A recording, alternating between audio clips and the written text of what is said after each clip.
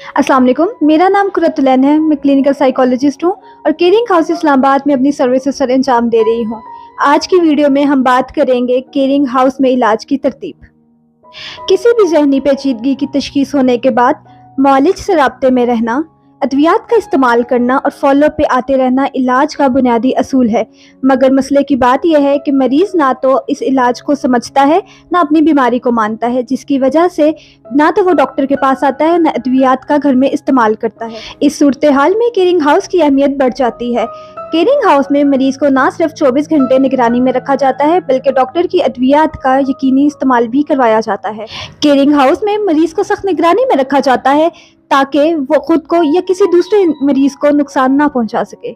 मरीज को इस वक्त तक अस्पताल में रखा जाता है जब तक ये इत्मीनान ना कर लिया जाए कि मरीज अपनी बीमारी को मद्देनजर रखते हुए घर में एहतियात करेगा, खाने पीने, सोने जागने और खुराक में गफलत नहीं बरतेगा। असेसमेंट या इब्तदाई तशखीस। इलाज का पहला मरहला तशखीस या असेसमेंट होता है, जिसमें मरीज से चंद सवालात पूछे जाते हैं।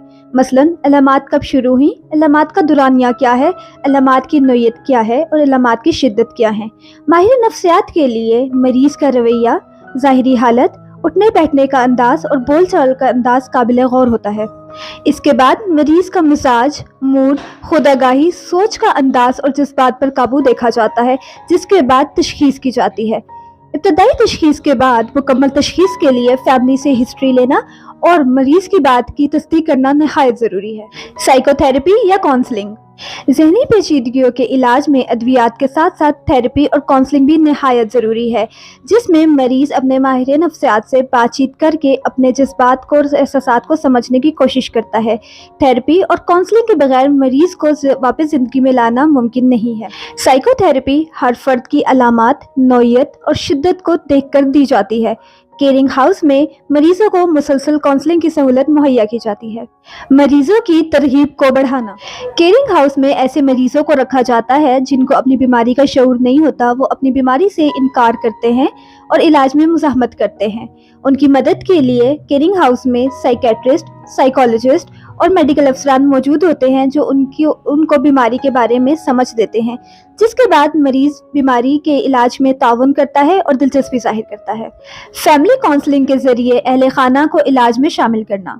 केयरिंग हाउस में मरीजों की काउंसलिंग के साथ साथ अहले खाना को भी काउंसल किया जाता है, जिसमें उनको बताया जाता है वो किस तरह गैर ज़रूरी रद्द अमल, शक और तंज से गुरेज करके मरीजों के इलाज में मदद कर सकते हैं।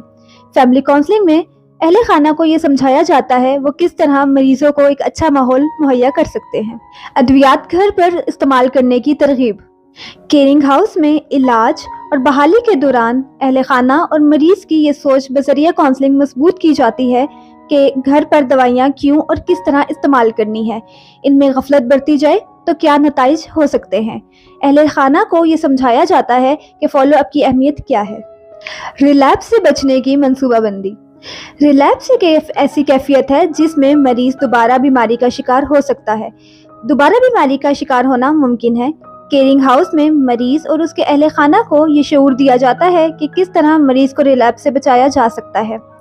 केयरिंग हाउस में मरीज को और उसके अहले खाना को ये समझ भी दी जाती है कि ना सिर्फ मुमकिना निशानियों को पहचाने बल्कि इलामात के शुरू में ही इलाज की तरफ रुजू करें। बहुत सारे लोगों का ये तस्वुर है कि ट्रीटमेंट सेंटर के अंदर मरीज पर सख्ती की जाती है, जबकि केयरिंग हाउस में ऐसा नहीं किया जाता। यहाँ आलिम दीन की ज़ेरे निगरानी 5 वक्त की नमाज, दौरे हदीस और कुरान पाक की तिलावत का एहतमाम किया जाता है।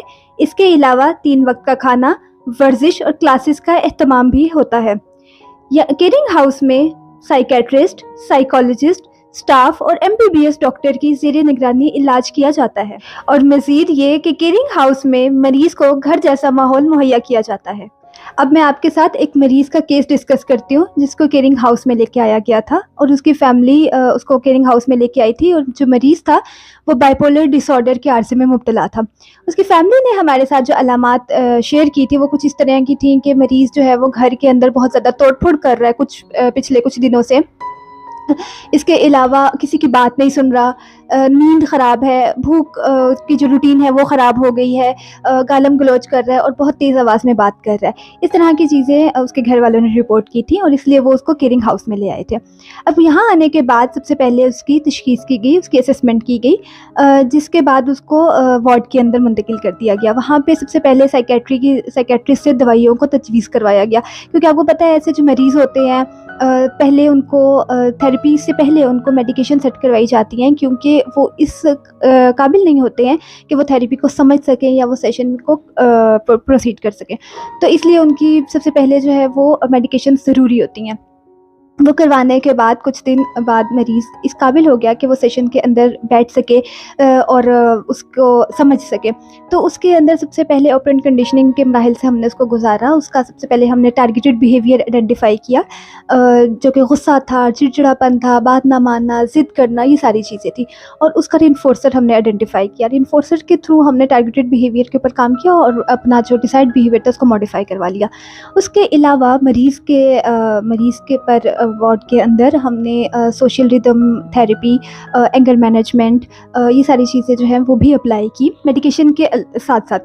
الانگ ود میڈیکیشن یہ ساری چیزیں چل رہی تھیں تاکہ میڈیکیشن اور تھیراپی دونوں مل کے چیزوں کو لے کے چلے اور علاج کو مکمل کریں.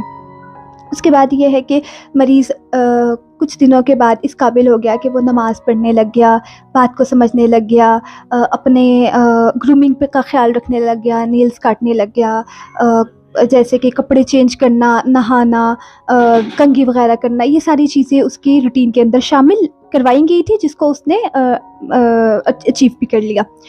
اب الحمدللہ مریض کے یہ حال ہے کہ وہ اپنے آپ میں ایک بہتر انسان ہے اور اپنی فیملی کے ساتھ ملاقات کرتا ہے, بات چیت کرتا ہے اور تھیراپی کے اندر آ کر یہ بات بھی بتاتا ہے کہ جو کچھ بھی اس کے ساتھ ہوا یا اس نے گھر کے اندر جو بھی بیہیویئر رکھا ہوا تھا وہ کیوں رکھا ہوا تھا.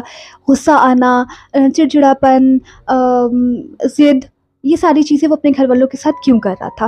اور ہم مزید امید کرتے ہیں کہ آنے والے دنوں میں وہ اور بحالی کی طرف چلا جائے گا. اگر آپ کے عزیز و اقارب میں سے کوئی ذہنی پیچیدگی کا شکار ہے تو رہنمائی کے لیے ہمارے ماہرین سے رابطہ کریں. آج کی ویڈیو کے لیے اتنا ہی. نیکسٹ بات ہوگی نئی ویڈیو میں, تب تک اپنا خیال رکھیں. اللہ حافظ.